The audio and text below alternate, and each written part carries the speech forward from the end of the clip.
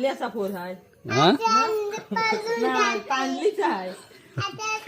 सूर्यकांडलीचा आहे मित्रांनो आज साप जो आहे तो माझ्याच घरी आलेला आहे आणि आम्ही सगळे आज घटस्थापना होती देव बसलेत आमच्या काकाच्या घरी तर सगळे आम्ही तिकडे होतो आणि भावाचा फोन आला की आपल्या घरी एक छोटासा सापाचा पिल्लू आला आहे तर बघूया आता मी आलो जस्ट घरी कोणता आहे ते माहीत नाही ओजस हिंदू कुठं होता हा इथेच आता मी देव बसवून आलो ना तर चप्पल काढायला गेलो तर इथे बघितला थोडासा छोटासा सापाचा पिल्लू आहे. तर बघू शकता मित्रांनो इथे एक वुल्फ स्नेक म्हणजेच कावड्या साप आणि एकदम छोटा एकदम बेबी आहे जरी तो लहान असला तरी तुम्ही बघू शकता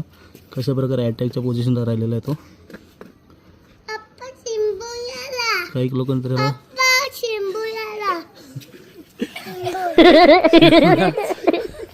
हा माझा चॅम्प ओजस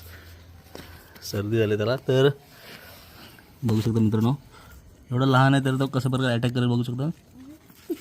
चालते तो लहान असून सुद्धा तो कशा प्रकारे अटॅक करतोय तर काही लोकांना कांडर साप समजतात आणि ह्याची सुद्धा ती समज झाली की हा कांडर सापाचा पिल्लू आहे पण तुम्ही बघू शकता कावड्या साप साधारण 5 ते 6 दिवसाचाच असेल हा साप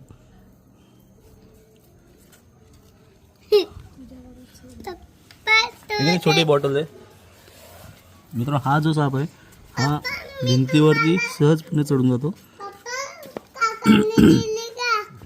आपल्या तर घरात पाल वगैरे असतात ना त्या खाण्यासाठी आपल्या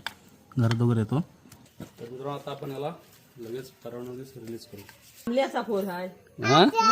नाही कांडलीचा आहे सूर्यकांडलीचा आहे तो एक कावड्या साप आहे आणि एक बिनविषारी जातीचा साप आहे कांडर वगैरे नाही ती कावड्या साप आहे तो भिंतीवरती सहजपणे चढतो अरे पण तो आला कुठून हा तो नाही कावड्या पण असं एक चालताना दिसत होतं म्हणून बाजूला उचकवलं त्याला. काय फरक भरपूर आहे आता ह्याच्यामध्ये आहे ना ह्याचे जे पट्टे दिसतात ना तुला ते बघ कसे प्रकारे म्हणजे हेड पासून सुरुवात आहे त्याचे हेडला पण त्याचे पट्टे आहेत बघ त्याच्यानंतर जे पट्टे आहेत ते लांब आहेत म्हणजे मधून डिवाइड होतात बरोबर कांडरीचे येतात ना ते पूर्ण जॉईंट असतात 2-2 पट्टे अशा जॉईंट असतात पूर्ण शेपटीपर्यंत डोक्यामध्ये पण काय फरक आहे डोक्यामध्ये भरपूर फरक आता ह्याचा जो डोका आहे ना हा पूर्ण बदामाच्या आकारासारखा आहे आणि कांडरीचा जो येतो ना तो सरळच येतो जसं काय आपला अंडा असतो ना त्या टाईपमध्ये सरळ असतो